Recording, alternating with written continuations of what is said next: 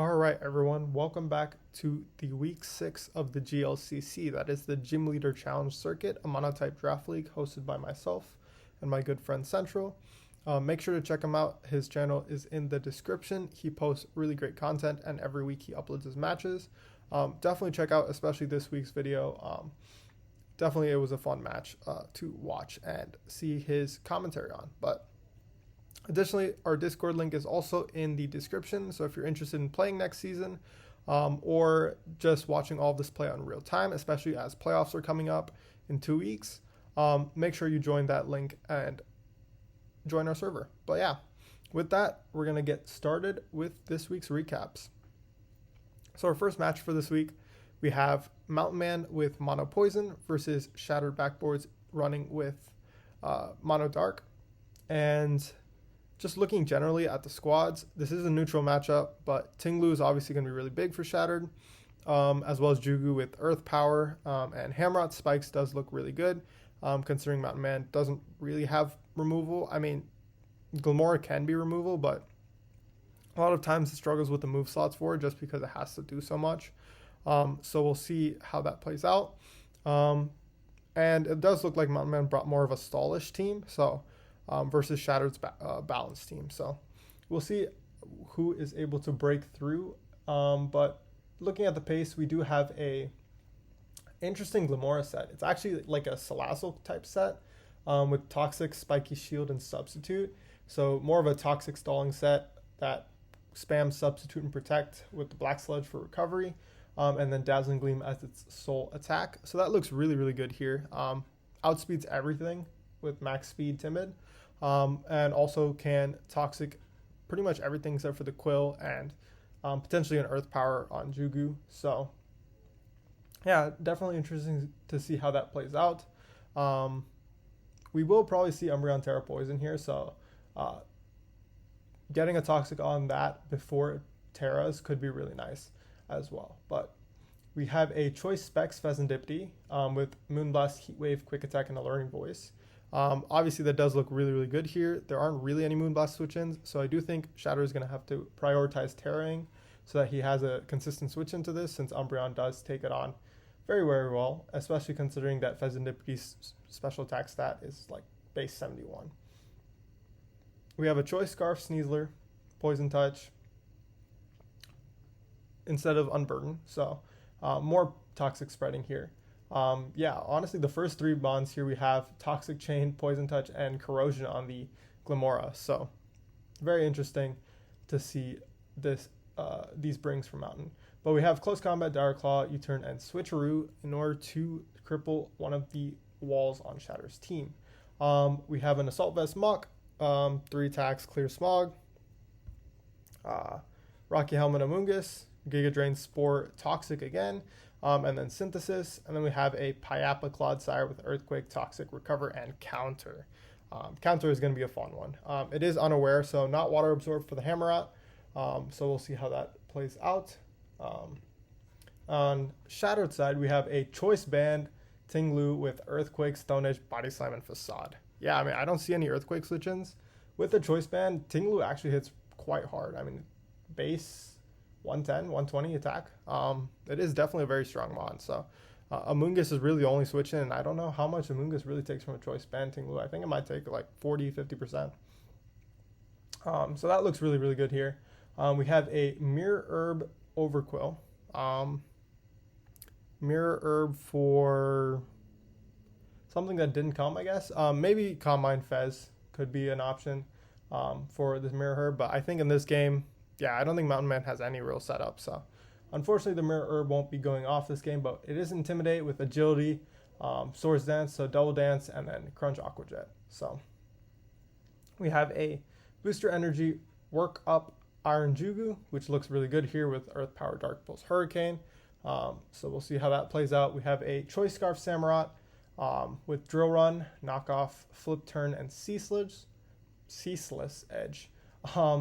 We have a Mandibuzz, Boots, Defog, U-Turn, Mandibuzz things. And then we have a Terra Poison Umbreon like we expected, but we have a Stored Power set, which also looks quite good here. Once the Clodsire is, its Pyappa is burned.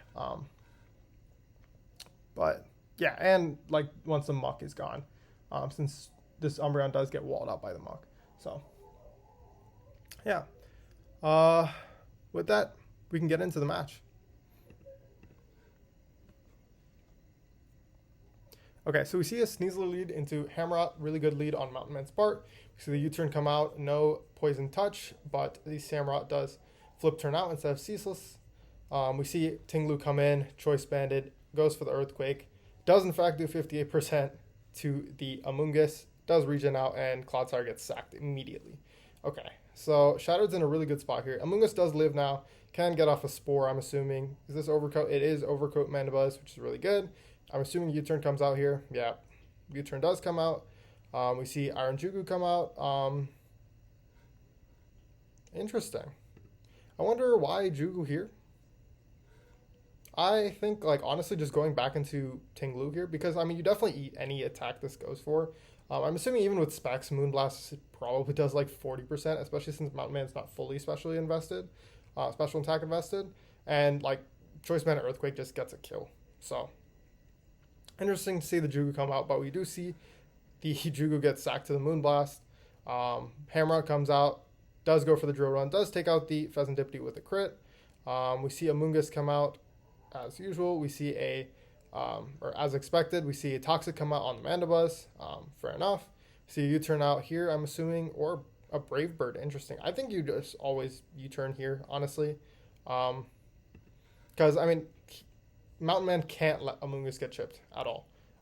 Because if it does, like, the Tinglu just comes in and wreaks havoc.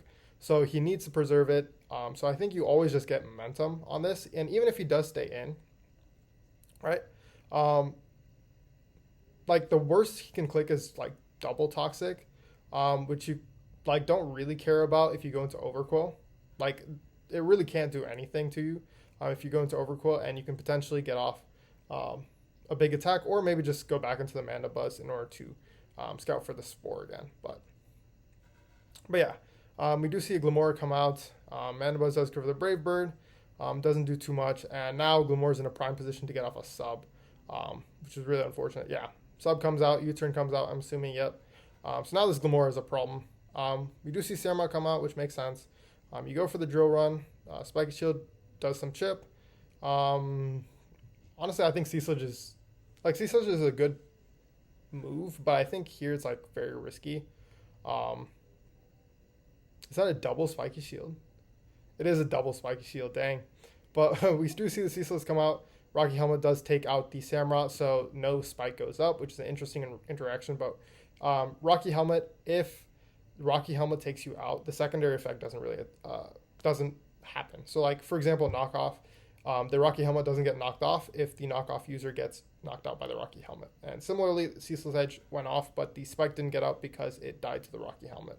So very well played by Mountain Man to play around that Hammerot. But we see the U-turn come out from the Mandibuzz. Overcoat comes out like expected. And here we are going to see a substitute, which makes sense.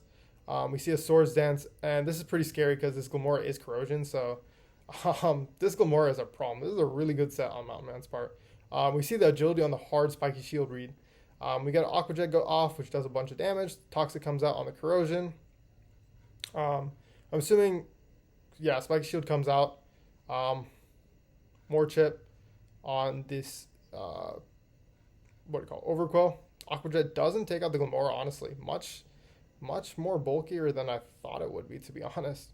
But yeah, now I think you Swords Dance up here, or just keep spamming Aqua Jet. But now I don't think you have enough juice left.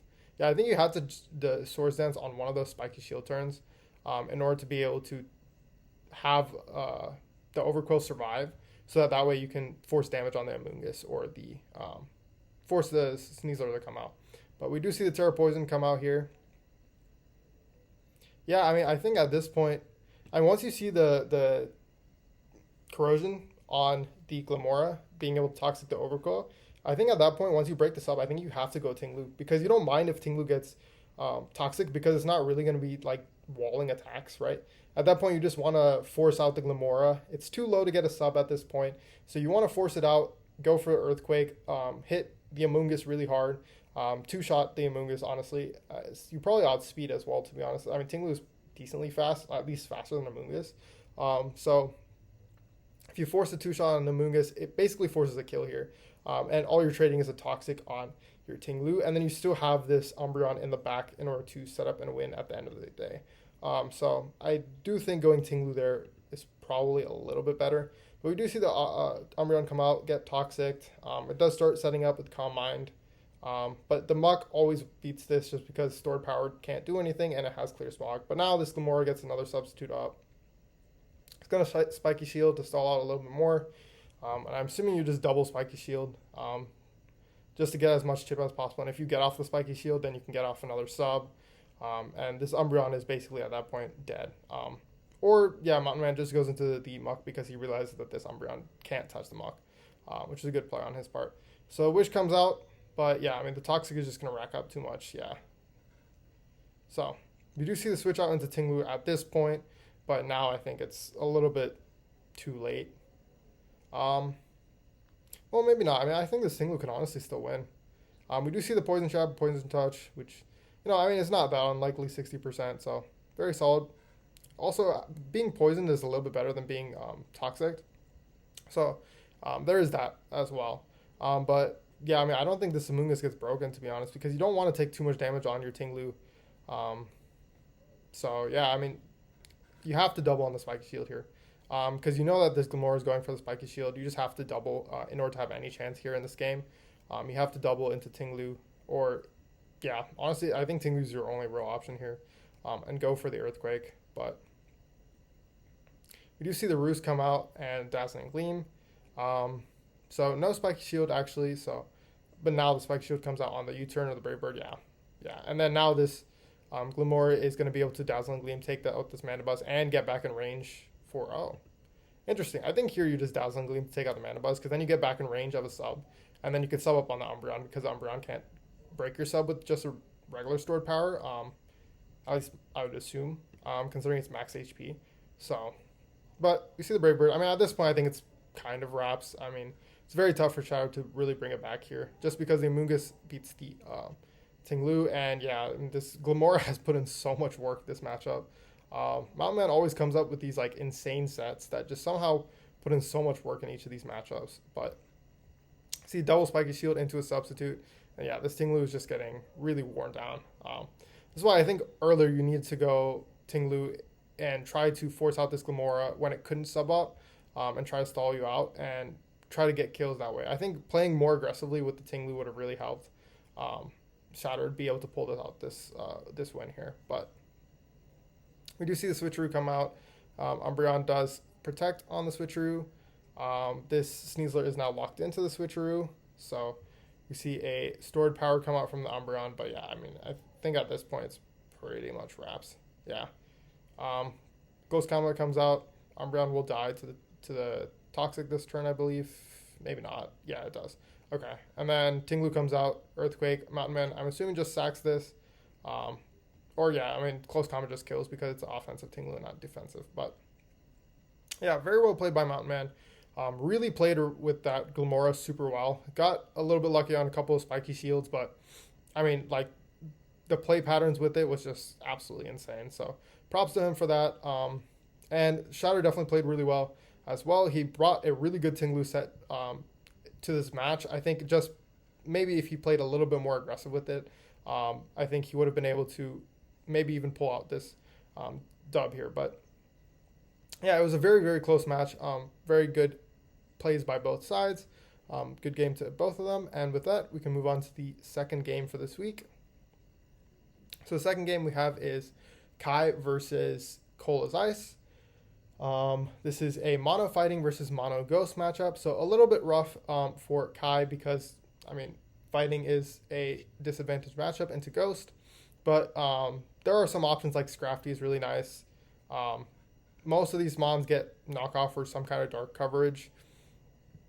The Keldeo is interesting here, honestly. I'm not certain what Keldeo is for, but it will be interesting to see how that plays out. And then this is Rapid Urshifu. I don't know why Shodan always shows the single strike Urshifu, but this is Rapid Fu, so unfortunately it is not the best Urshifu in this matchup, but Definitely Rapid Fu is still very scary for Cole's team. I don't really see switch-ins to Rapid Fu. Surging Strike obliterates pretty much everything. I mean, maybe on max HP, max defense, Bramble takes one potentially. But yeah, Spectre looks really good though. If it gets set up a little bit, if this is not like an AV Embor or an AV Conk, Spectre will definitely wreak havoc on this team once everything gets a little chipped.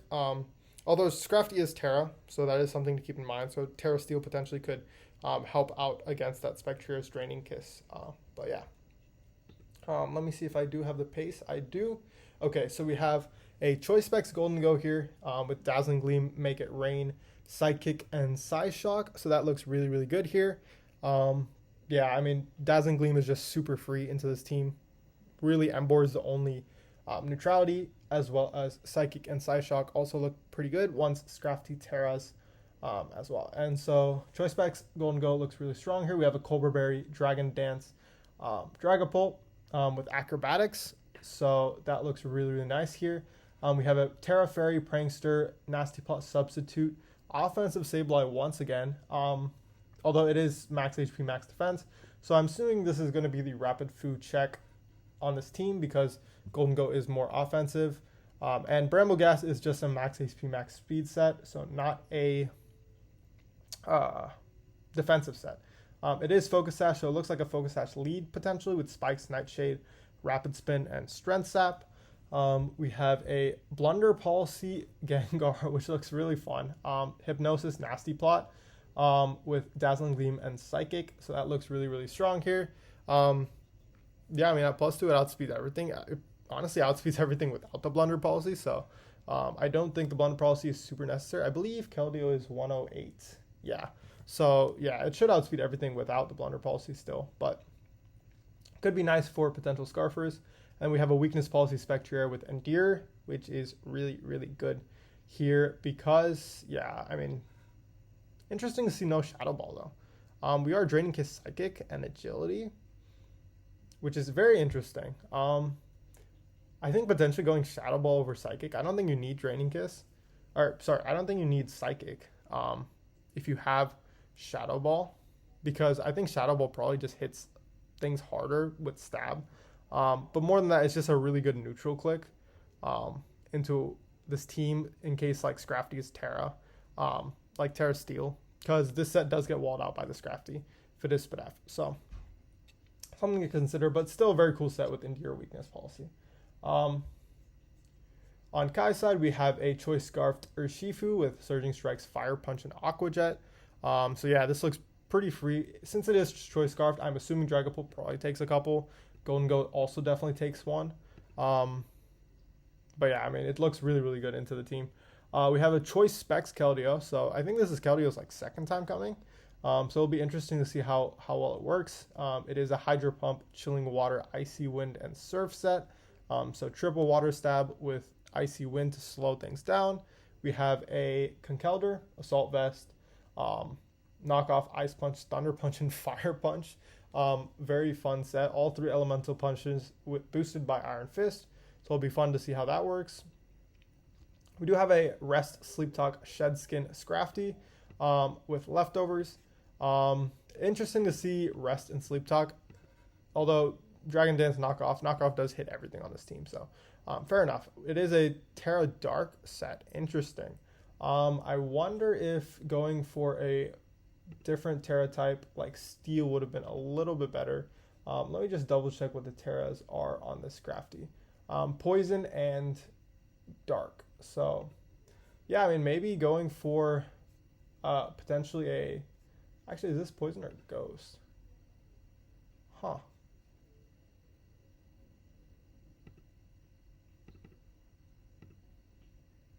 I'm not sure, but maybe going for a Poison in order to prevent Draining Kiss could have been pretty nice on this Scrafty, since Draining Kiss does hit it really hard, and a lot of these mods do get Fairy Stab. So something to consider. Also on a Shedskin Scrafty set, typically Sleep Talk is not run, since like the rest Shedskin is typically the gimmick there, but I mean also Mono Knockoff just looks really good into this team anyways, so it probably doesn't really matter that much. having a second move is probably not super useful anyways. So makes sense. We have an Assault Vest, Great Tusk, which also looks really good here.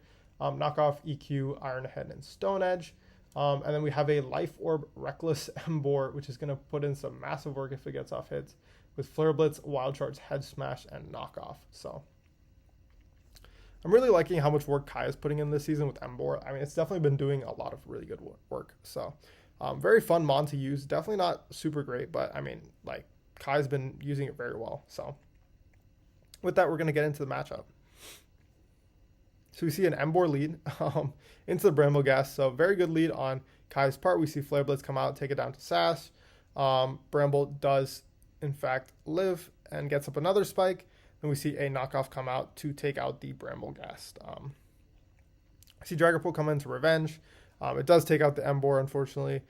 We see Keldeo come out here. Choice Specs does, in fact, get off the Icy Wind. Clear Body, which means that it doesn't get lowered. So unfortunately, the Keldeo is forced out, and at this percentage, Keldeo is dead to Spike. So at this point, it's pretty much just a sack.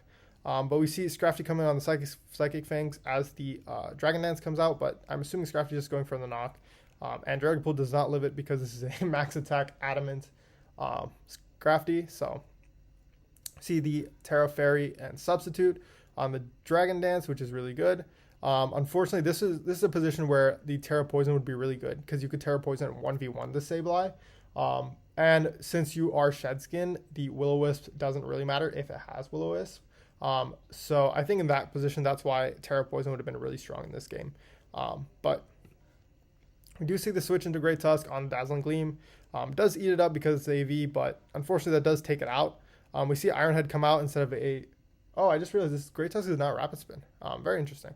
But we see another Iron Head come out, do 52 to the Sableye, and Psychic comes out to take out the Great Tusk. We see a Urshifu come in. Surging Strikes probably takes this out. Yeah. Does a solid 60%. We do see the Sableye go down. Golden Go comes out, definitely takes one. Keldeo gets sacked here, which makes sense. Conkeldurr probably comes out here if I had to guess. Yep, we go for the knockoff. I'm assuming Dazzling Gleam does a crap ton to this Conkeldurr, but knockoff also almost OHKOs the Golden Go. Unfortunately, Dazzling Gleam does pick off the Conkeldurr, but Urshifu can come back here. Click Surging Strikes here, and at this point, honestly, I think Kai's in a pretty good spot here, right? We have a Choice Scarf Urshifu still at a solid percentage, and we have the Scrafty, which, I mean, at this point, if this was Terra Poison, I think the Scrafty just won at this range, to be honest. But regardless, we do see a Surging Strikes Urshifu against the Spectre, and even if the Endure comes out, Surging Strikes doesn't proc the weakness policy, so I think Cole probably has to go for an agility here in order to outspeed and then take it out with a Draining Kiss afterwards. But the question is, does Draining Kiss even take it out from this point? Oh, but Psychic does. That's true. Okay. So we see the Grimnay come out, and Scrafty comes in here, but the agility comes out. Interesting. I mean, Knockoff just comes in and takes it out. I think Draining Kiss there was just like better play just to guarantee that it's in Gengar range. But yeah, Dazzling Gleam comes out and unfortunately does take out the Scrafty. But yeah, that's where like having the Terra would have been really nice to win this end game. But it was a super close game, well played by both sides. Really good brings on both sides part, and yeah, I mean it was just a really, really close game. I mean, yeah, I'm surprised Dazzling Gleam honestly took out the Scrafty, but I guess the Scrafty is not really very invested in Spadef, so fair enough. But yeah, very good game. And with that, we'll move on to the third game for this week. So the third game this week is going to be my game versus Lost Lotto. And at this point, Lost Lotto is the undefeated first seed 5-0 versus my team, which is 4-1. And this week, I'm bringing a defensive Fizdef Corviknight with Iron Head for the Boulder. We have a Calm Mind Gardecuno with Shadow Ball and Air Slash, I believe. I have a Double Dance Moltres G, a Focus Sashed Masquerain with Sticky Web. We have a Weakness Policy D-Knight and a Nasty Plot Thunderous. On Lost Lotto side, we have the Paste. It is a Booster Energy Speed um, Iron Boulder with Swords Dance Substitute, which is really scary into me. Mighty Cleave and Psycho Cut. And then we have a Slowking that is Assault Vest, which makes sense considering the game. But we see Sludge Wave, Flamethrower, Ice Beam, and Psychic. So that looks really, really good into me with max special attack. We have a Choice Scarf Latias, which makes sense. Ice Beam, Thunderbolt, and Surf. Trick as last. We have a Expert Belt Jirachi with Rocks, as well as Ice Punch, U-Turn, and Thunder Punch. We have a Braviary with Defog, Air Slash, Heat Wave, and Roost. That's Life Orb. And then we have a dual screens, or just a single screen actually, a light screen Espeon with Wish, Protect, and Terra Blast with Terra Electric. So a very scary team into me, especially considering it is undefeated. So yeah, with that we can get into the match and see how it goes. So first I lead off with my Masquerain, trying to get up a Webs, but I see that Lost Auto brought both Espeon, which is a Magic Bouncer, which I expected, but also the Braviary for Defog, which means that the Webs are not super useful. And I didn't want to take the chance that, this Jirachi is like Scarf and goes for Iron Head and flinches me, and then I don't get any value out of my Masquerain. So I just immediately go my Fizz-Def Corviknight with Rocky Helmet, do some Rocky Helmet chip on the U-turn. Braviary comes out here. I anticipate a Heat Wave, go into Articuno, which is max Split F, very bulky. We see Heat Wave come out, does a significant portion of damage, to be honest, considering I'm max HP, max Split F, Calm Nature as well. But yeah, I do go for the Shadow Ball, and it does 23%, which, I mean, considering it's an AV Slowking, honestly a pretty solid amount of damage, but still very, very weak. I do Terra Steel here in case he's a Toxic set. Get off a Calm Mind. He does predict me and goes for the Flamethrower, which is just a god read on Lost Auto's part, to be honest. But Immediate Burn does come out, which does neutralize my leftovers, which is a little bit unfortunate, but not too big of a deal. I do go for the Recover to keep myself healthy. As Espeon comes out, I anticipate the Terra Electric, but I just go for the Shadow Ball just to try to get as much chip as possible on this Mon, because I really don't have a switch into Terra Electric Espeon. But it does go for the Light Screen. I do get 17% off, which is not too much. Wish does come out on the Espeon, and this does kind of beat me forever. So for this reason, I decided to Calm Mind up here so that I can, or actually I just go for the Shadow Ball. I think I was planning on Calm Minding next, depending on the Espeon set. Like, I wanted to scout out the Protect first and then decide whether to Calm Mind up, or if it had anything weird like Encore. I don't know if Espeon gets Encore. I think I checked mid game and I saw that it didn't, but just in case there was any kind of shenanigans coming out, I just wanted to go for the Shadow Ball just to be safe. And we do get a crit here, which is a little bit unfortunate for Lost Auto, because it does mean that his Braviary goes down instead of taking like 30-40% behind the Light Screen. So yeah, with that, the Braviary going down, now the Slowking comes out, and I can Calm Mind on this. Flamethrower does really very little damage here, so I can continue to Calm Mind up. But I do go for the Shadow Ball just to scout some damage, because I want to make sure that he's AV. And also I don't want to get switched out on. Like, I was also kind of scouting for the switch into the Latias on my Recover in order to trick me, which could be really annoying. So I do go for the Recover here, though, because I am getting kind of low and I want to be able to keep myself healthy, as the trick does come out at this point. And I do go for that Shadow Ball. It does a solid amount of damage to the Latios, but now I am Choice Scarfed. Unfortunately, because I went so slow, I probably should have anticipated the trick on this, and I could have put in maybe like 12 EVs or maybe like 16 EVs on the Articuno, so that after a Choice Scarf, I did outspeed the Latios, and I would outspeed everything on this team except for the Boulder with that trick Choice Scarf. But unfortunately, I didn't, so this Latios does outspeed me, and so does the Espeon. But I do go for the Shadow Ball, and the Light Screen wears off here, which means that Lost Auto has to go for another Light Screen, or my Articuno does take out the Espeon. We do see the Protect come out here as I continue to spam Shadow Ball, because I don't really have a reason to switch out here, since I can't really beat this Mon if I switch out. But the Wish does come out, but it is too low at this point to take the Wish. But Booster Energy, Terrakion comes out, and at this point I heavily debated staying in and just clicking Shadow Ball. But ultimately what I decided is that I don't really need Corviknight for anything else, right? I can deal with the Jirachi if I need to. I have, whole Thunderous with like T-Wave if it's trying to go for some shenanigans. I also have a Focus Sash Masquerain to maybe do some chip before something else can finish it off. So I don't really feel super threatened by the Jirachi, as well as the Latios. Without its Choice Scarf, it does get outsped by my Thunderous, and it also, can't really break through my Dragonite. And then Slowking, I have physical hits in order to hit it pretty hard as well on this team. So I do have ways of getting around this Mon as well. So really, I was more concerned about keeping my Articuno for late game potentially, just having a fast Shadow Ball or just some decent damage here. And I didn't want to deal with any kind of shenanigans that this Terrakion would want to go for, or this Iron Boulder would want to go for. So I go hard Corviknight. Looking at the pace, maybe this is a bad play considering Lossalotto did have Substitute. So if he's Substitute on this turn, it could have been really, really bad for me, especially since my Articuno is not really faster than anything except for the Slowking, which it doesn't really beat anyways now that it's Scarfed. I probably should have just stayed in and clicked Shadow Ball, but I do go into the Corviknight. He does Swords Dance up on my switch. Mighty Cleave does crit me and almost take out my Corviknight. Otherwise, it would have done around like 50% because I am max fist def. So with the crit, it does almost take me out. But with the Rocky Helmet chip plus the Iron Head on my Corviknight, Mighty Cleave comes out again, and now I can go into Dragonite and just E-speed this Boulder down. Lossalotto does decide to save it, which does make sense. Goes for the Extreme Speed. So here, I was really considering what to do, right? Because I know Jirachi gets Ice Beam, it gets Thunder Punch, it gets a lot of different moves that really threaten my team a lot.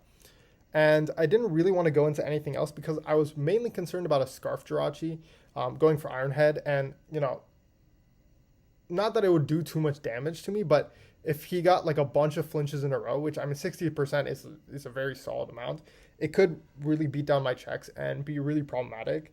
And so at this point, I decided I'm just going to stay in and try to go for an Earthquake just to get off some damage before I switch out into Masquerain, try to chip it a little bit more, and then go for a Extreme Speed to try to take it out at the end with Dragonite. That was my initial thought process here, but we do see an Ice Punch come out here from the Jirachi, which does activate my weakness policy, and the Earthquake actually takes out the Jirachi after the weakness policy boost. So here, I don't really have any reason to switch out on the Latios since it's not Choice Scarf anymore, and I can just go for Extreme Speed. I was considering switching out here, mostly because a Max Fizdef, Max HP Latios, which is what was in my calc, did live this pretty significantly. It took like 45%, maybe from the Extreme Speed.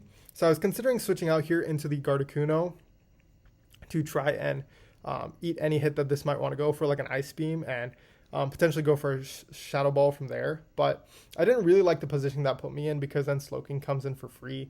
And also this Dragonite is pretty much dead at this point anyways. Like it can still take out the Boulder, which is the main reason why I was considering it. But I did still have my Sashed Masquerain intact as well as my Thunderous to potentially T-Wave it to slow it down so the rest of my team could revenge it. And so I didn't really need the Extreme Speed as much, which is why I just decided to go for the Extreme Speed here. And it turns out it's not a defensive Latios, so from here, Dragonite just sweeps with Earthquake into Extreme Speed. But yeah, Dragonite this now has clutched up twice. Last week against Shattered, it also did get an endgame sweep with 3, maybe 4 mons. It took out 3 or 4 mons. So very exciting that I was able to get 2 Dragonite sweeps this season. But yeah, very good game to Lossalotto, and it was a really fun match, as well as potentially a match that we might play again in playoffs, since with this both of us are clinched for playoffs for this season. But yeah, GG to Lossalotto, and with that, we're going to move on to the next match. All right, match 4 for this week. We have Dracogon Mono Fire versus Exilus Mono Fairy. This match is actually important for playoffs because if Dracogon wins, he is able to stay in playoff contention. And so it definitely is a very crucial match for him. Unfortunately, don't have pace for this matchup, but we can just do a little bit of a quick analysis here. We do see Exilus bringing the Azumarill, which is really, really strong here. Of course, Belly Drum, Aqua Jet does a lot of work, but also just a general like Banded Azumarill or AV Azumarill definitely could be very, very scary for Dragon to deal with. He does have the Sun to help out, which is really nice, but we'll see how Dragon plays around that. We do also have a Enam on Exil's side, which is, I mean, honestly, I think this is probably one of the first times Enam has come out. I don't think I remember it coming out to previous matches, but Enam is really good here with that Earth Power, of course. Talonflame does exist as a good switch into the Enam. Does wall out both of its stabs. I don't think Enam gets anything to hit Talonflame, but we'll see if Exilus brings any cool tech for that. Valiant, obviously, really strong, very good Mon. Mimikyu is really good here. It is the Terramon. It does potentially do a lot of work into this team. Hatterene is just good for hazards. And we have Clef, which is a very, very strong defensive piece for Exilus. On Dracon's side, we do have a Volcanion, which does resist Fairy, which is really nice, but also gets Sludge Wave, which hits almost everything on this team very, very hard. So that will be really nice for Dracon. It is important to note that Dracon does have a bit of an advantage here in that Fairy is resisted by fire, but still a very tough matchup for him for sure. Ironmouth obviously looks really, really good here. Potentially a booster energy set, but it outspeeds everything except for the Iron Valiant. So that's very, very nice for sure. Although Dragon does need to be careful of the Azu because AV probably tanks any hit from this Mon, and also it probably just drops to the huge power Aqua Jet, to be honest, even if it's like uninvested or even just a little bit invested, because Ironmouth does not have the greatest defense stat in the world. But we do also have a Cinderace, which is obviously really good here because it does outspeed everything. I believe it's 119, and Iron Valiant is 116. So very, very strong Mon here. I'm assuming it's going to have some form of pivot or priority, maybe even a quick attack here to help out against potentially a booster energy Iron Valiant, because there aren't really too many great tech checks to that on Dragon's team.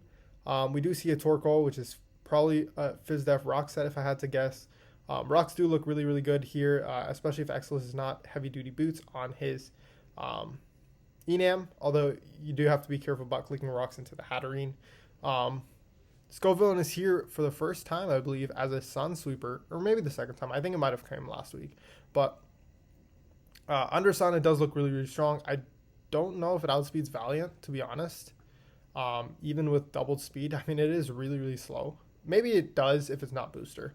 It probably does if it's not booster. I think booster speed probably still outspeeds it. But we'll see how much work it can put in here. It does look really, really good with its dual stabs. And then we have a Talonflame, which I'm assuming is going to be a defensive set this week because it does wall out a lot of these mons like Mimikyu and Enam pretty well. So, yeah, with that, we can get into the match.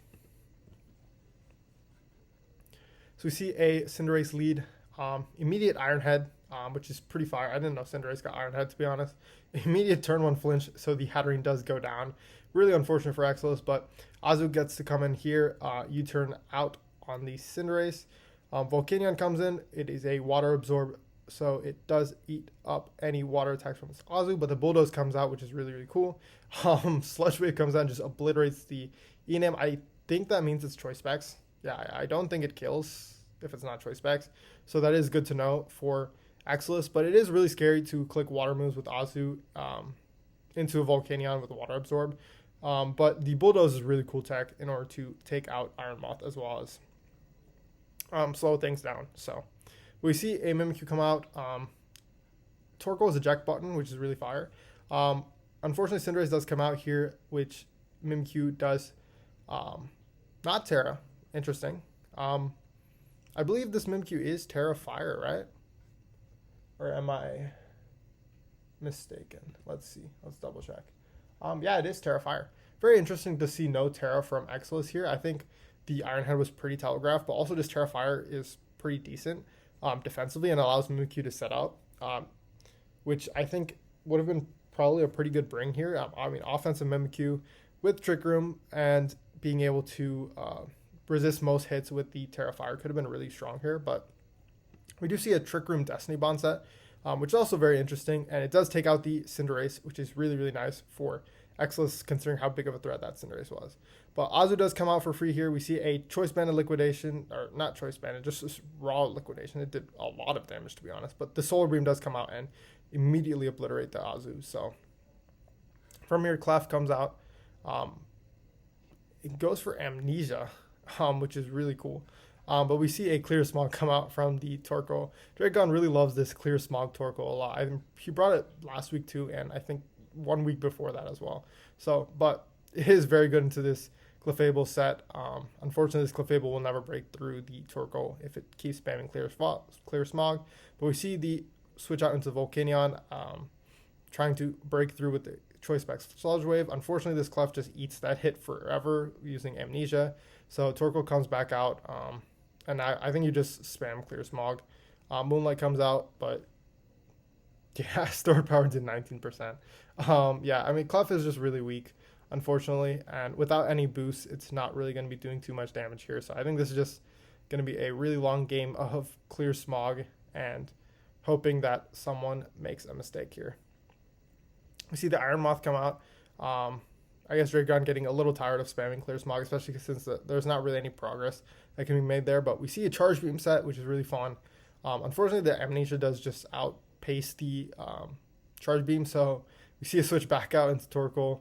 I mean, Clef is getting some progress on the Torkoal with the Sludge Bomb, with the stored power. So even though Clear Smog does come out here, since this Torkoal doesn't have recovery from leftovers, Clefable does have the option of taking out the Torkoal here. I think you just spam stored power, to be honest, at this point, because you're never going to really make progress trying to go for the Amnesia. I think you have to spam the Clear Smog or stored power in order to take out this Torkoal and then start setting up from there. But we do see the Clef end up getting a +2 special defense boost with and take out the Torkoal. So now there is nothing that can Clear Smog this Clefable down, which means that Dracon really needs to crit through it, especially now that he lost the Cinderace with Iron Head. I think that Cinderace was banded too, by the way. I actually no, it didn't, because it switched moves. But we do see the unfortunate crit for Exilus. I do think this Mon probably just won with enough SPDF boosts if it didn't get crit. But I mean, that is the name of the game, right? If you're running these kind of setup stored power sets, really the only play that the opponent can go for is try to crit through, which Dragon did go for that out, and he does get it with the crit Sludge Wave here. And with that, I think that pretty much wraps up the game. Unfortunately, the booster speed is gone, so the Iron Valiant actually outspeeded it anyways because of the booster speed itself. But yeah, Liquidation comes out into the Talonflame. Will-O-Wisp comes out because it is Gale Wings. Oh no, it's not Gale Wings. Yeah. Wow. Okay. The Clef has me really shook here. So we see a Swords Dance come out after the Will-O-Wisp as the Talonflame goes for Brave Bird.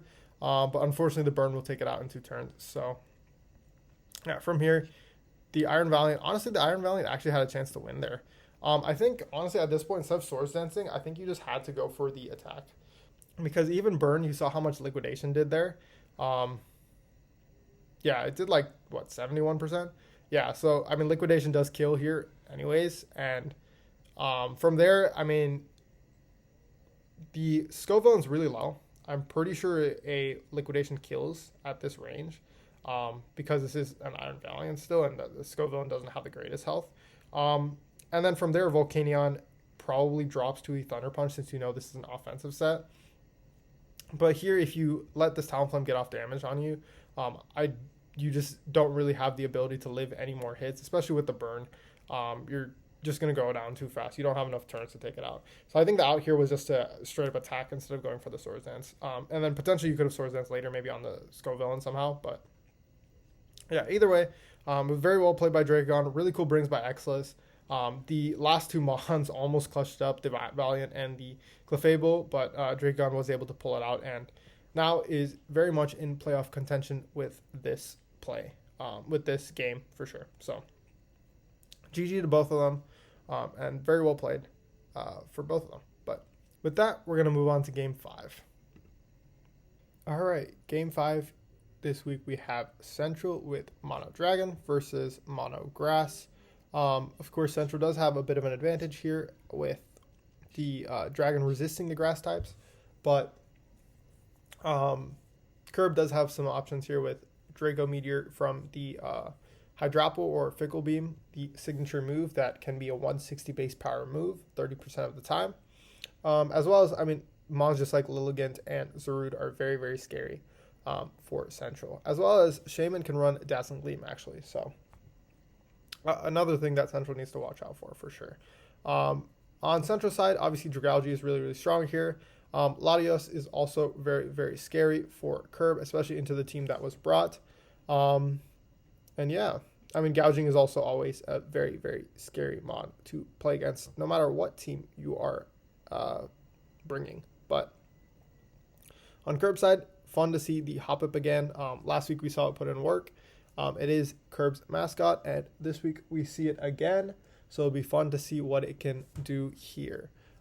We do have pace for these teams, so we can look at it really quickly. So the Hoppip is a no item acrobatic strength sap leech seed and cotton guard set. So that's pretty fun. We'll see how much work it can put into this physical squad, considering 4 out of 6 of the mons are physically based. Maybe the strength sap and cotton guard can actually do some work. But we have an expert belt Lilligant with Ice Spinner, Triple Axle, Swords Dance, and Hurricane. Hurricane is very interesting on a Swords Dance set, but especially with Hustle. But Swords Dance, Triple Axle, and Ice Spinner definitely make a lot of sense. Hitting Triple Axle with Hustle and no wide lens is definitely going to be something to watch out for. But I mean, this Lilligant, if it gets up a Swords Dance, probably just wins, depending on if Latios and Dragalge are a bit chipped. And the Gouging Fire as well.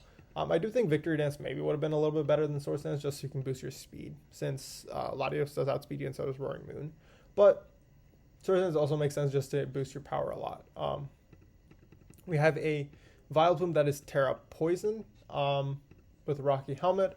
I'm assuming it's Terra Poison mostly just because the Hoppip is the plan to Terra. I do think Terra Water is a little bit better in the matchup, but Terra Poison also makes sense because it does resist Dragalge and Dragalge, which is definitely a pretty big threat. But we see a Rocky Helmet, Strength Sap, Moonblast, and Toxic set. It is very special attacking, actually. It's max special attack. So we'll see how much damage it can put in here. We have a Regenerator Hydrapple, max HP, max SPDF with Fickle Beam, the very scary move that can double in power 30% of the time. It is also Nasty Plot and Reflect, so it looks really, really good here. We have a Choice Specs Shaman with Dazzling Gleam and Play Rough, so either or pretty much. I'm assuming Play Rough is to hit Dragalge maybe a little bit harder, or maybe it could just be that no real fourth move was needed. So, and then we do have the Earth Power to hit mons like the Gouging Fire and the Dragalge a little bit harder, especially after it Terra Steals. And then we have a Life Orb, Close Combat, Brick Break, and Drain Punch triple fighting Zarude, which is really interesting. And then it has Petal Blizzard to for a physical grass stab that doesn't make contact. So we're going to take a look at Central's team here. We have a First Impression, U-Turn, Stealth Rock, and Outrage, Choice Banded Flygon. We have a Lumberry, Dragonite, Sub, Morning Sun, Mono Dragon Claw, Gouging Fire. Really interesting to see no Fire Stab on Gouging Fire into Mono Grass. Yeah, I'm really curious as to the reasoning for that. Yeah, I mean, I really think Heat Crash, or maybe not Flare Blitz because it does give you recoil, but I think Heat Crash is honestly just really good into Curb's team. I don't really think that there's a reason not to bring Heat Crash, since at worst Heat Crash is neutral, which Dragon Claw is no matter what except to Hydrapple. But you do have other options for Hydrapple, and it's not like Gouging Fire really needs Dragon Claw to break through Hydrapple. To be honest, I don't even know if it does break through Hydrapple, even with Dragon Claw. So, very interesting bring. But it is, I mean, adamant and some attack investment, but it is a very bulky Gouging Fire. So, very interesting to see. We have a Habanberry, Dragalge, Terra Steel, Sludge Wave, Toxic Spikes, Haze, and Flip Turn. Is Haban the Dragon Resist? Because on a Terra Steel... Huh. Doesn't look like it, honestly. Oh, yeah, okay, yeah, it is the Dragon Resist berry. Which I think is interesting on a Terra Steel set. Maybe to tank a Fickle Beam or something on a switch in before Terra Stealing. But I think Terra Stealing is a priority for Central, so maybe even leading it off with the Terra Steel could be really good. But also, I guess some of the reasons for it could be to keep that poison typing, since it is really, really good into this matchup, and be more flexible with the Terra option if you really need it. But Toxic Spikes look really good. Obviously, once Vileplume is taken care of, because the Hydrapple is such a big threat, and Toxic Spikes will really help chip it down a lot. And the Haze will prevent setup as well as Flip Turn for momentum. We have a Booster Energy, Acrobatics, Roaring Moon with Dragon Dance. So definitely that's going to be able to put in work here if Central can get off a Dragon Dance and go for those strong Acrobatics. We have a U-Turn Pivot, Leftover Cyclozar with Dragon Tail and Knockoff. And then we have a Choice Scarfed Lottie, which is definitely going to put in some work with Ice Beam as well as Dual Stabs, and Flip Turn to pivot out. So with that, we're going to get started, get into the game. Just going to jump right in. So we see a Hydrapple lead into the Gouging Fire. So we see a sub come out just to scout out what this Hydrapple is going to do. We see Nasty Plot come out. So this is a free Dragon Dance on the Reflect, which means Central is effectively at neutral right now with the Dragon Dances. Gets up another substitute on the Fickle Beam, so the Hydrapple is just going to force out the Gouging Fire. And then Fickle Beam goes through the Haban Berry, which is kind of insane. We do see an Ice Beam here instead of we do see a Nasty Plot instead of a Fickle Beam. I wonder why. Maybe not expecting to live that had Ice Beam, but I think, always just going for the Fickle Beam just because, you're either going to drop or you're not going to. So maybe just going for the Fickle Beam there would have been better. But we see Ice Beam come out. Again, doesn't take out the Lilligant. Triple Axle does connect one time, so the Latios does live this hit. Vileplume comes out. Latios switches out on the Terra Poison. Moonblast comes in. Goes the Cyclozar. Luster Purge comes out. It lives somehow and goes for the Moonblast and takes out the Latios. We see Roaring Moon come out. Acro should take care of this Roaring Moon. Should take care of this Vileplume. We see Rocky Helmet Chip come out. Hoppip comes out. That Demon. Unfortunately, doesn't Terra. I think if it Terra, it probably still didn't live, but it would have been funny.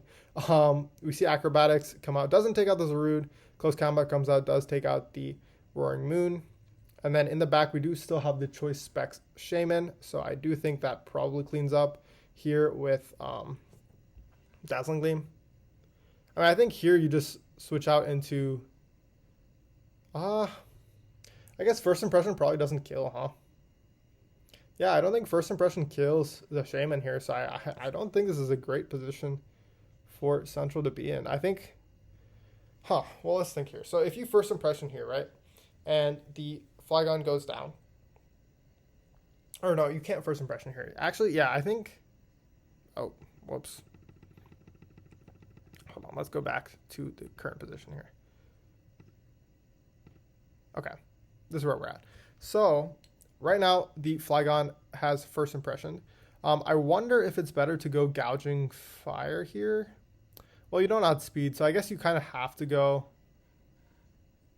Yeah, I guess you kind of have to go Flygon here. It's not a Scarf Flygon, right? Let's take a look. It is banded, I believe. I think we said it was banded, right? Yeah, it is Choice banded. Okay, so if you go for the First Impression... Yeah, if you go for the First Impression, then you're forced out. Okay, so there's not really a play here that you can make. So yeah, you're just forced out into the Gouging Fire. Unfortunately, because of all these substitutes at the beginning. Yeah, I think maybe switching out earlier at the beginning of the game instead of going for substitutes on the Hydrapple when it started spamming the Fickle Beam probably would have been the correct play. Just because now that the Gouging Fire is super low. Unfortunately, the Dazzling Beam does two-shot it. And because Shaman is really, really fast, it does manage to two-shot the Gouging Fire. And then here you can go for the U-turn, but it won't take out the Shaman from full because it is a Shaman and has insane defensive stats. So Dazzling Beam does take it out, and Curb pulls out a neat, close 1-0 victory against Central, which does make it possible for Central to potentially not make playoffs, even with a 4-2 record, just because we have a lot of teams that are actually having really good records this season. So we'll take a look at the standings at the end just to see, but Central does have really good diff still, so it is very likely that he'll still be able to clinch playoffs, but this does make it a little bit more interesting for the playoff race to see how close it can get and how the standings will shake up at the end of next week. But and Curb also gets his first win, which is really awesome for a monograss team, which is definitely, monograss is definitely a very tough type to make work in the monotype format in the current decks. So it is really exciting to see Curb get a win here, especially against a disadvantaged type in Dragon, which is obviously a very scary matchup for sure. But with that, we're going to move on to Game 6. We have Mono Ice with Blue versus Lunar Echo with Mono Water, sorry. And yeah, we do have the pace here, I believe. Yeah, so we have a Choice Scarfed Ninetales with Freeze Dry and Weather Ball to take advantage of the rain, I guess. Chilling Water and Moonblast. We have Heavy Duty Boots, Giga Drain, Leech Seed, Auroraville, and Leaf Storm on the Abomasnow. We have a Focus Sash Frostlass, that is a Taunt Spikes lead. We see a Booster Energy Bundle with Freeze Dry, Substitute, and Protect. The Lapras here with Water Absorb, definitely going to put in some serious work here. We have Substitute, Freeze Dry, Sparkling Aria, and Psychic Noise, and then we have a Terra Fighting Avalugg to put in the work. Just a defensive set, pretty much for the Quackable, I would assume. So, I mean, overall, like, a lot of Freeze Dry spam, as you would expect. The Frostlass lead looks really, really good here, especially in the passive mons like Toxapex or Quagsire. Being able to taunt and get up spikes in order to chip down the team is really nice. Lapras is, of course, really good to prevent spamming. Just Water Stab, and then Avalugg just looks really strong as a physical check to the Quack, which is a very scary mon for sure. And then Bundle obviously just spams Freeze Dries forever. I believe it is Booster Speed. Yeah, looking at the EVs, it looks like it is Booster Speed. So, going to be really fast too. Especially since we don't see any Swift Swimmers on Lunar side, which means that the Bundle does outspeed pretty much everything on this team, even Choice Scarfers. Which, speaking of, we have a Choice Scarf Quackable with Close Combat, Aqua Step, Upper Hand, and U-Turn. Cool to see Upper Hand come into play here, although there isn't any priority on Blue's team. It looks like, just because Ice Shard is not really super great into Lunar's team, obviously. We have a second Choice Scarfer in Choice Scarf Basculin, which is actually a Terra Captain this week, and it is Terra Rock with Rock Head, with that Head Smash, Wave Crash, Flip Turn, and Psychic Fang set, which is definitely pretty scary into Blue's team. Definitely does need to have an answer for that. I do think Avalugg takes it on decently well. I just wonder how much Psychic Fangs does. It is a Havlug at the end of the day, but Basculin is deceptively strong, so it'll be interesting to see how that plays out. We have Toxapex, which is just a bulky Surf, Haze, Recover, Toxic Spike set. So the Frostlass lead is going to be really good into this if we see a Toxapex lead try to get up Toxic Spikes really early. We have an Expert Belt, Gunk Shot, Rock Slide, Liquidation, U-Turn. So Physical Greninja, which looks really, really strong here with this combination of moves. Although Havlug does need to put in overtime here to try to take on this Greninja as well. We have a Focus Sashed Walking Wake, which is really interesting to see. I guess to live any Freeze Dry guaranteed and get back a really, really strong Flamethrower with Manual Sunny Day, which is really interesting, and Agility to set up. Flamethrower does put in some serious work, especially since Lunar didn't bring Rain. So the Flamethrower can hit everything pretty much super effectively. Although this set low-key does get walled out by Lapras pretty hard, since it's neutral to Flamethrower, is bulky, and Hydro Steam cannot damage it. But we also have an Unaware Quag here with Drain Punch, which is interesting, Rocks, Toxic, and Recover. Standard Fizz Def set for sure. So we'll see how this plays out. Yeah, we'll get into it. So we see Greninja lead into the Frostlass. Frostlass does switch out into the Ninetales immediately. I'm assuming on a rock slide. Does a lot of damage to the Ninetales. Greninja doesn't switch out here. It stays in, takes the kill on the Ninetales. I'm assuming trying to prevent a Veil, but Ninetales does get off a lot of damage here, and now we know that the Greninja is physical. So Avalugg comes in, Terraz goes for a strong body press. Does 44 to this Quagsire, which is kind of insane. Avalugg is a really, really strong mon, surprisingly. Toxic comes out, Frostlass comes in to taunt the Quagsire in case it tries to do anything annoying, but a spike comes up to pressure Lunar's team. Another spike comes up as the Frostlass lives the flamethrower, which is kind of crazy. If it wasn't toxic, it actually could have gotten up a third layer of spikes, but these spikes are going to be really, really problematic for Lunar for sure. But we see Lapras come in, substitute up on the Toxapex switch, just hard reading that, which is really an insane play. Freeze Dry comes out, and the Toxapex does get frozen, which is really unfortunate. Although, I mean, this Toxapex, to be fair, this Toxapex set does get walled out by the Lapras since it just has Surf. And, you know, this Lapras is water absorbed. So this Lapras kind of just had its way with the Toxapex no matter what. So I don't think the freeze is really that big, but it doesn't mean that the Toxapex is not really a switch into anything later on down the line. But Quagsire comes in, gets obliterated by a Freeze Dry. Greninja comes out to Rock Slide, but Freeze Dry will also take out the Lapras. Or Sparkling Aria will come out and take out the Greninja. We see Basculin come in now. It's going to Terra Rock and Choice Scarf, Head Smash, I'm assuming. We see the Abomasnow come out on the flip turn, actually. I'm assuming predicting the Avalugg to come out. Instead, the Abomasnow comes in, tries to get a Veil on the sunny day, so fire play by Lunar. Flamethrower comes out, does barely anything to Lapras, to be honest, considering it's a special attack boosting, sunny day boosted Flamethrower coming out from a Walking Wake. It really did nothing to Lapras, to be honest. Freeze Dry just obliterates it since the spikes are up to break the Focus Sash. Quaquaval comes out. We do know it's Choice Scarf, but the Avalugg just walls us forever. Going hard Avalugg is to prevent the Moxie boost from occurring, but we see a U-turn come out into the Toxapex, which is just free Lapras fodder at this point. Now you can sub up with Lapras, and you basically get another kill. Yeah, I mean, even if this Toxapex thaws, it doesn't really do anything, to be honest. But we see a switch into Basculin on the Psychic Noise, Keel blocking the Basculin, which doesn't really matter too much, but we see the Basculin come out, go for the Head Smash. Sparkling Aria will just take it out. Yep. And then we're going to see probably Quack come in. We just go hard Avalugg again. Yeah, and I mean, I don't think you ever beat the Avalugg, unfortunately. Yeah, it just takes 23 from that. Toxapex comes out. Maybe with like some very, very like smart doubles and potentially Blue making a lot of mistakes. It is possible to pull it out, but I mean, Booster Speed Bundler just comes out now and just Freeze Dry and takes out the Toxapex for sure. I mean, we see a sub come out just to make sure. Then we see a Freeze Dry come in. Toxic Spikes come out, just a last-ditch effort, but I think at this point it's pretty much wrapped up. Yeah, just recover stalling on the Bundler. Unfortunately, the Bundler doesn't do enough damage to immediately take out the Toxapex, but the Toxapex also doesn't threaten the Bundler in any way. Surf doesn't really do any kind of meaningful damage. So Freeze Dry comes out. Bundler's behind a sub. Quaquaval can't really do anything. Freeze Dry just takes out the Quaquaval. And with that, we are done with the sixth match for this week. Blue does end up winning 4-0, and this puts him in first seed once again. But Lunar is still definitely in the playoff race, so it'll be interesting to see how these two teams face off against each other later in the playoffs.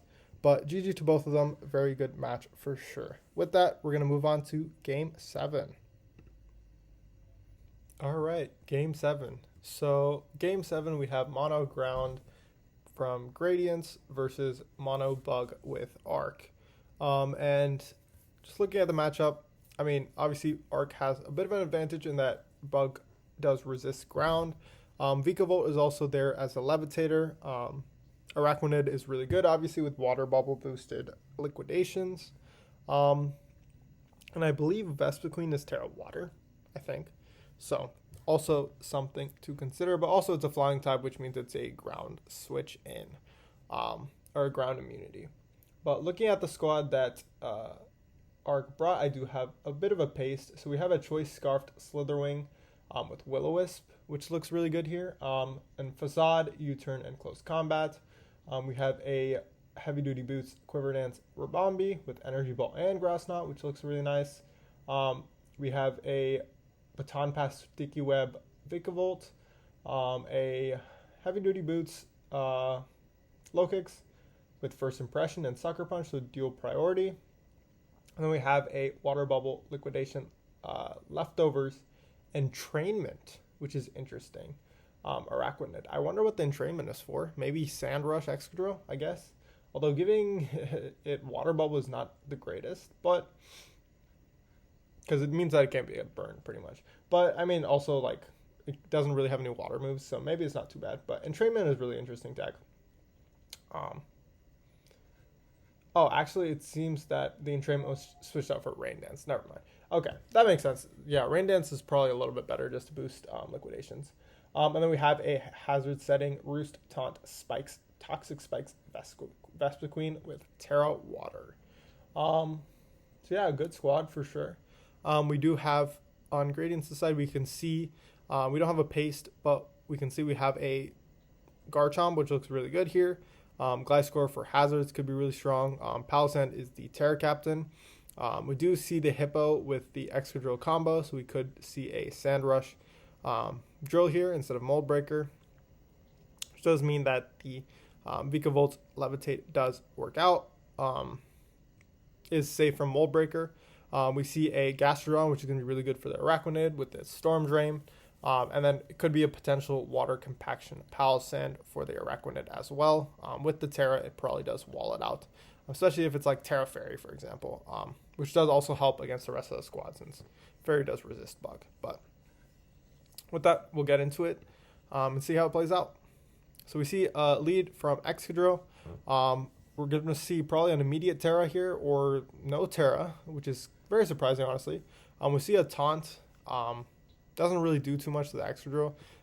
I wonder why the Taunt was gone for there. I think even just going for a Toxic Spike first turn would have been good just to try and Toxic the Gastrodon, which is going to be really annoying for your Araquanid as well as for the Palossand, which lets your low kicks like break through the squad really heavily. And then also getting a Toxic on Hippowdon is always really nice. It also forces a Rapid Spin from the drill in case this is not choiced, which could be really nice because it lets you get in any mon for free, maybe like an Araquanid, for example. It lets you get off a very strong attack here. So I think really just going for the Toxic Spike first turn probably was a little bit better than Taunt, because, I mean, even if it Swords Dances and you Taunt afterwards, like, it doesn't really matter because it already got off the Swords Dance, right? And also, like, obviously not tearing there is kind of rough since you take so much damage on your Vespiquen for no real reason. But we see Rock Slide coming as the Slitherwing comes in to click Close Combat.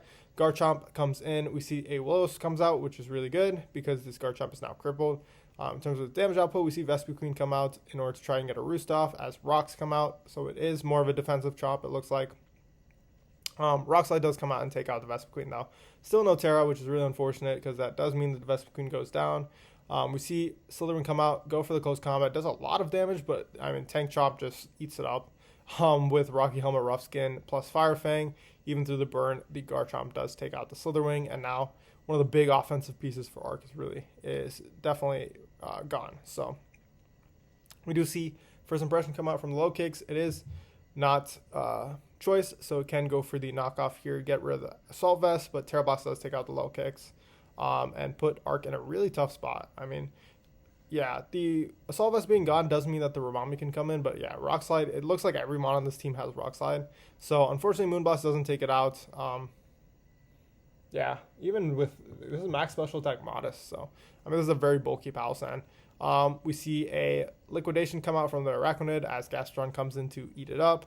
And then Gastrodon gets a free Rock Slide here into the Vikavolt. Goes for a Protect the Scout. Energy Ball does come out, which makes sense. You sack the Palossand here, I'm assuming. Yeah, you sack the Palossand here. Going to probably Drill. Makes sense. Rock Slide Party takes it out from here.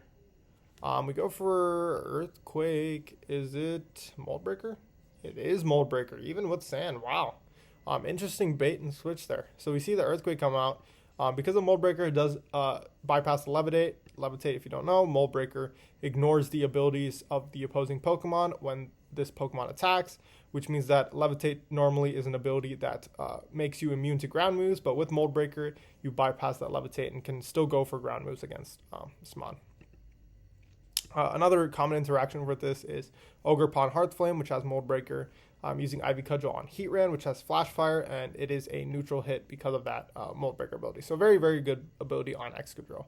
But we see Arachnoid come out, and Gastron just walls this forever. Goes for double Rock Slide if I had to guess. Yeah, Leech Life does no damage. And Rock Slide should just two-shot. Oh, wow, it does nothing to the Arachnoid. It looks like this is actually a Fizz Def Arachnoid. Yeah, it is. It's max HP, max attack, but... yeah, I mean, Gastron goes for the yawn here. It doesn't actually look like it wins this 1v1, which is really funny. So it does go for the yawn. Unfortunately, Arc can't switch out because it's his last mon. So Sleep comes off. Excadrill comes out to click a Rock Slide a couple times and take out this Arachnid. We see Rock Slide. Arachnid doesn't wake up. Rock Slide will come out again, take it out. We do see an unfortunate miss. So the Arachnid does wake up. But we see an Infestation. Interesting. I mean, I think here you just go for the Liquidation. I mean, it doesn't really matter because, I mean, you just kind of, like, lose anyways. Like, something else will come in and take it out anyways. But it's mostly just for diff, which I think Arc is not in the playoff race. So it doesn't matter too much. But Gradience is in the playoff race, so for him, diff is really important. So potentially going for Liquidation there could have changed the playoff race a little bit, but we do see a Infestation come out, and the Excadrill does manage to land this Rock Slide this time and take out the Arachnid. So Gradience gets a nice 4-0 victory. And with that, that's all of the matches for this week. So we're going to take a quick look at the standings before we log off for this week. So we can see Sir Blue is in the first seed with 5-1 record, 19 differential. Which is absolutely insane. My team is in second, and then we have Mountain Man, Lost Lotto, Central, Dracagon, Lunar Echo, and Shattered at seed 8. And this is the current playoff cutoff right here. But we have one more week of games, and we have right here, we have 4 teams that are 3-3. And so any one of them could definitely make it into the playoffs. They are all competing for these 3 spots right here, as well as Central also has. It's very likely that he'll clinch it, but his seed could very much depend on how his game next week plays out, especially since he's playing Lost Lotto. So that could also influence how these standings up here go. But as of right now, these 4 teams are clinched. These 4 spots are still uncertain. And even some teams like Exilus and Arc could potentially come back here and make it into the playoffs, depending on if multiple of these teams end up 3-4 with a little bit worse differential. Because this is, if these 2 teams both win, it's very possible for any of them to go up into the top 8 and make playoffs. So it's going to be a really exciting last week. So make sure you tune in and see how it all shakes out for playoffs. But yeah, with that, thank you guys for watching, and I'll see you guys next time.